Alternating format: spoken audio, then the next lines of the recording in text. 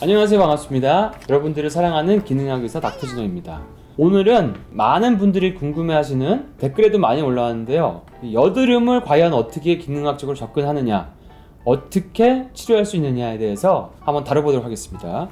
여드름 때문에 고민을 하시는 분들이 많은데, 일단 여드름이 생기는 원인에 대해서 알아야 되는데요, 가장 큰 원인을 세 가지를 꼽으라 그러면 하나는 호르몬입니다. 호르몬. 특히 호르몬 중에서 안드로겐, 그러니까 성호르몬의 전구체죠. 또 한 가지는 환경 독소. 이 환경 독소가 사실은 에스트로겐 우세증을 만들죠. 그리고 또 하나는 식단입니다. 그러니까 이런 호르몬, 환경 독소, 식단, 이런 세 가지를 기억하시면 되고요. 어떻게 해서 이런 것도 연관이 있는지를 제가 알려드리도록 하겠습니다. 근데 보통 여드름에 대해서 사람들이 가지고 있는 잘못된 편견이 있는데, 첫 번째는 피부를 많이 씻고 닦고 스크러빙하고 이러면 좋아진다고 생각하는데, 그것은 여드름을 오히려 더 악화시킬 수가 있습니다. 잠깐은 좋아지게 할 수 있지만 피부 점막의 건강한 상태를 훼손시키기 때문에 피부가 제대로 된 작용을 하지 못하게 해서 여드름을 다시 재발하게 만드는 원인이 되죠. 그래서 그 피부를 자꾸 막 뻑뻑 씻는다고 해서 그렇게 하면은 피부 점막이 손상이 갈 수 있거든요. 그러니까 좋은 방법이 아니고요. 그 다음에 항생제를 또 복용하시는 분들이 있는데, 항생제를 복용하게 되면 결국에는 그 항생제에 대한 내성이 생기기 때문에 몸은 더 안 좋은 방향으로 가게 됩니다. 그래서 이런 부분들은 에센셜 오일을 활용할 수 있습니다. 그 중에서 이제 보통 멜라루카라든지 클로브 오일이라든지 로즈마리 같은 오일을 활용하시면 항생제를 안 먹고도 여러분 피부에 증식된 나쁜 균들을 없앨 수 있는데, 물론 이런 나쁜 균들이 안 생기는 게 중요한데 그거는 뒤에 얘기하겠습니다. 그 다음에 또 여드름이 생기면 많은 분들이 이제 아큐테인이라고 해서 로아큐탄이라는 제제를 먹습니다. 근데 로아큐탄이라는 제제는 상당히 위험한 제제라서 기능학 하는 병원에서는 쓰지 않습니다. 왜 위험하냐면, 로아큐탄은 기형아 출산율이 굉장히 높고요. 요즘에는 그 처방하는 것도 굉장히 제재가 많습니다. 처방에도 제재가 많고, 로아큐탄은 영국에서 발표된 기사에 의하면 로아큐탄 복용자가 12명이 사망했다고 합니다. 근데 10명은 스스로 목숨을 끊은 것으로 나왔어요. 그래서 로아큐탄 자체가 자살 충동을 유발할 수 있다. 그래서 이제 이런 게 문제가 돼서 이런 것들 장기 복용하는 건 좋지 않고요. 그 다음에 여드름 자체 요즘에 부작용에 또 발기부전이 추가됐습니다. 그 외에 이제 기형아 출산에 대한 문제가 있기 때문에 미혼이나 산전에 있는 기혼 여성들이 이걸 먹게 되면은 굉장히 안 좋은 결과를 초래할 수 있습니다. 그래서 로아큐탄도 사실 좋은 방법이 아니죠. 그럼 아까 처음에 이제 호르몬에 대한 얘기를 했는데, 호르몬이 왜 여드름과 연관이 있는지를 설명해 드리겠습니다. 우리 몸에 안드로겐이라는 게 많이 올라가게 되면 우리 몸에 있는 피지선들이 커지게 됩니다. 피지선이 커지게 되면 거기서 오일들이 분비가 많이 되죠. 그리고 오일들이 분비되면서 이 오일들을 먹고 사는, 피지들을 먹고 사는 균들이 또 발생됩니다. 그 균들이 프로피오닉 박테리움이라는 균인데, 이런 균들이 자꾸 생기게 되니까 염증이 생기고 자꾸 피부에 그 턴오버가 빨라지게 됩니다. 그래서 이 안드로겐이 증가하면 죽은 피부들이 많이 생기게 되고, 죽은 피부들 안에서 블랙헤드나 화이트헤드 같은 게 생겨서 고여있게 되는 거죠. 그래서 이제 이런 것들을 해결할 수 있는 방법은 일단은 안드로겐 호르몬 수치를 낮추는 건데, 안드로겐 호르몬 수치를 올리는 것은 바로 인슐린이 증가하면 그렇습니다. 그러니까 인슐린이라고 하는 거는 설탕, 당분, 단 과일 이런 것들을 증가하고, 인슐린이 증가하게 되면 암도 좋아하고 그 다음에 다낭성 난소 증후군 같은 것도 생기게 되죠. 그래서 이런 안드로겐이 많아지면 여성들이 막 목소리가 굵어진다든지, 다낭성 난소 증후군이 생긴다든지, 피부에 막 털이 많이 난다든지 이럴 수가 있습니다. 그래서 인슐린을 낮추는 거, 이 저탄고지가 그래서 여드름에 효과가 있는 이유 중에 하나고요. 그 다음에 이 스트레스가 증가하게 되면 안드로겐이 올라갑니다. 그러니까 잠을 못 자거나 굉장히 스트레스를 많이 받거나 이런 상태에 있으면 이제 안드로겐 과다가 오는 거죠. 그러니까 이런 안드로겐을 줄이는 게 되게 중요한 숙제고, 일단은 스트레스 낮추는 거와 인슐린을 낮추는 저탄고지 식단이 도움이 됩니다. 그 외에도 피부에 이런 피지를 조절해주는, 피지선들이 과다하게 증식되는 것을 조절해주는 게 비타민 A가 그 역할을 합니다. 그러니까 비타민 A는 굉장히 피부나 코 점막이나 기관지 점막이나 위장 점막 같은 점막에는 굉장히 도움이 크게 되는 그런 물질이고요. 그 다음에 이제 여드름이 생기면 흉터들이 많이 생기는데, 그 흉터들에 도움이 되는 거는 비타민 E가 흉터가 생기는 걸 막아줍니다. 그리고 염증이 많을 때는 일단은 간헐적 단식을 하는 게 좋거든요. 간헐적 단식을 하게 되면은 일단은 공복 기간 동안에는 몸의 염증이 멈추는 굉장히 그 파워풀한 효과가 있기 때문에, 간헐적 단식을 병행하면서 저탄고지 식단을 하는 거는 여러분들의 여드름을 줄여주는 데 굉장히 도움이 됩니다. 그리고 이런 여드름을 증가시키는 안드로겐 과다를 또 조절해주는 게 있습니다.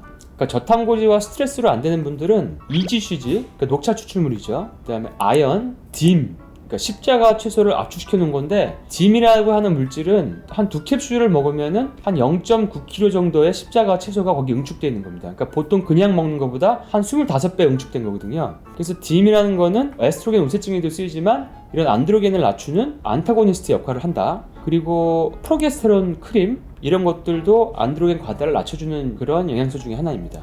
그리고 에스트로겐 우세증이라고 하는 거는 몸에 환경 독소가 많게 되면 그 환경 호르몬이 에스트로겐 흉내를 내는 건데, 이 에스트로겐 우세증도 여드름을 유발하는 원인이 됩니다. 그래서 많은 여성들이 사실은 요즘에 에스트로겐 우세증을 가지고 있는데, 이런 분들은 일단은 해독이 잘 돼야 돼요. 간 해독이 잘 돼야 되고, 그 해독을 위해서 비타민 B군이나 글루타치온 같은, 밀크시슬 같은 그런 해독되는 물질들이 중요하고요. 그 외에도 역시 에스트로겐 우세증을 잡는 좋은 물질이 딤입니다. 딤은 나쁜 여성 호르몬이 좋은 여성 호르몬으로 바뀌어서 배출되게 만들어주는 역할을 하고요. 그 다음에 서양쇠기 풀, 스팅잉, 네틀 루트라고 하는 것도 에스트로겐 우세증을 좋아지게 하는 영양소 중에 하나입니다. 그 다음에 역시 녹차, 아마씨, 포도씨 추출물, 이런 것들이 바로 에스트로겐 우세증을 교정하는 거고, 당연히 프로게스테론 크림도 도움이 됩니다. 그리고 아연도 도움이 되고요. 그 다음에 내 몸에 뭔가 무좀이 있다거나 소장에 진균이 증식되거나 칸디다가 증식되고 입안에 백태가 하얗게 낀 분들은 이런 진균을 없애는 것만으로도 에스트로겐 우세증이 많이 교정된다. 그래서 이런 에스트로겐 우세증과 안드로겐 우세증을 교정하는 게 여드름이 자꾸 재발되는 거를 없애는 굉장히 중요한 요소라는 거 여러분들이 알으셨으면 좋겠고요. 그 외에 이제 여드름에 효과 있는 방법들이나 영양소를 보면요, 음식 알러지를 피하는 것이 좋습니다. 그 지연성 음식 알러지는 것을 피하는 것만으로도 여드름이 좋아집니다. 그러니까 알러지와 비슷한 거죠. 그리고 정제된 설탕, 우유, 단 초콜릿, 뭐 이런 것들이 이제 여드름을 악화시키고, 피임약도 여드름을 악화시킵니다. 그리고 오메가3 결핍도 여드름을 악화시키고요. 그 다음에 이제 아까 피지선이 과다하게 증식되지 않게 조절해주는 비타민 A는 이제 비타민 E랑 같이 써서 더 효과적인데, 이 비타민 A는 담낭에 문제가 있는 분들은 담즙 분비가 잘 안 되기 때문에 먹어도 흡수가 잘 안 될 수가 있거든요.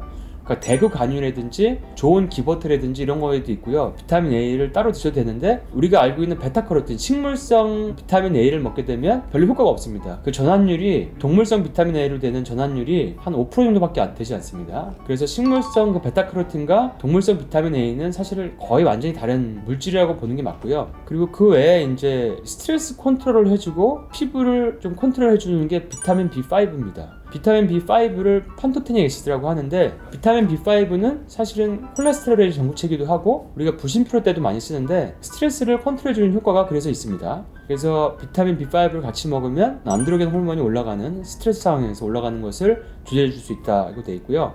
그 다음에 생리전 증후군으로 이제 여드름이 팍 올라오시는 분이 있는데, 이런 분들은 피리독신, 비타민 B6를 50mg 정도 드시면은 한 72% 정도에서 효과가 있습니다. 그러니까 굉장히 많은 효과가 있는 거죠. 그리고 또 여러분들이 너무 잘 아는 이 비타민C가 굉장히 효과가 있는데, 한 연구에서는 비타민C를 한 3g 이상만 복용하니까 81%에서 효과가 있다고 돼 있고, 사람들의 주관적인 평가도 다른 어떤 치료보다도 효과가 있더라, 이런 의견이 많았습니다. 그리고 셀레늄도 하루에 400마이크로그램을 먹게 되면은 눈에 띌 만한 호전이 있다고 돼 있고, 실제로 그렇습니다. 그 다음에 이제 뭐 피부에 바르는 거는 비타민 B3 크림이 도움이 돼요. 그러니까 니아시나마이드 크림인데, 여기다가 멜라루카나 클로버 오일을 섞어도 되고 코코넛 오일 베이스로 해서 발라도 되는데, 얘네들이 하는 역할은 여드름이 생겨서 흉터가 생겨가지고 흠집이 생기거나 검은 색소 침착이 되는 것을 좀 막아줍니다. 그러니까 그런 게 있는 분들은 니아시나마이드, 비타민C 크림을 좋은 오일과 로즈마리나 멜라루카나 클로버 같은 오일과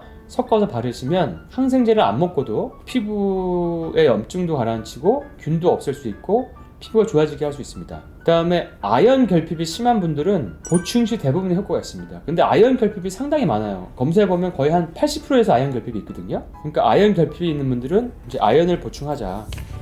그 다음에 갑상선 저하증, 혈액 검사로 잘 진단이 안 되는 무증상 갑상선 저하증이 있는데, 이거를 이제 유타이로이드 신드롬이라고 합니다. 그러니까 추위는 타는데 혈액 검사하면 안 나오는 분들이 많거든요. 이런 분들은 이제 리버스 T3가 올라가 있는 경우가 많죠. 그리고 주로 검사에서 TSH, T4는 정상인데 T3만 떨어져 있는 경우가 많습니다. 그러니까 전환이 안 되는 갑상선 전환장애인데, 이런 분들을 치료하게 되면 거의 90%에서 여드름이 효과가 있습니다. 그러니까 뭔가 몸의 대사가 느려지면 피부에서 좋은 순환도 잘 안 되고 턴오버도 잘 안 되고 균도 잘 발생할 수 있고, 우리 몸에 저체온이 되면 그런 감염이 오래가고 염증도 오래가고 그럴 수 있기 때문에 저체온증이 있는 분들은 저체온증을 교정해 주시는 게 좋은 방법입니다. 그래서 여드름이 자꾸 재발되는 분들은 일단 내가 스트레스가 많은지, 식단에 문제가 있는지, 내 몸속에 환경 독소가 많은 건지, 그리고 그런 것들을 내가 잠을 안 자는지, 안드로겐 호르몬을 올릴 수 있는 원인이 있는 건지, 이런 것들을 먼저 파악을 하셔가지고 그런 호르몬 문제를 교정하고, 피부에 너무 자극을 주게 스크럽하지 마시고, 건강하지 않은 이런 로아큐탄 같은 합성제제를 드시지 마시고, 비타민 A나 비타민 D, 비타민 E 같은 건강한 지용성 비타민을 드심으로 인해서 여러분들의 여드름을 영원히 나려보도록 해보세요. 자, 그러면은 여드름이 있는 자제분들이나 아닌 성인 여드름이 있는 친구분들이나 그런 동료분들이나 누구에게나 이 영상이 도움이 될 것 같은 분들이 있으면은 바로 영상을 쏴주시기 바랍니다. 그럼 저는 다음 시간에 또 좋은 영상으로 찾아뵙도록 하겠습니다.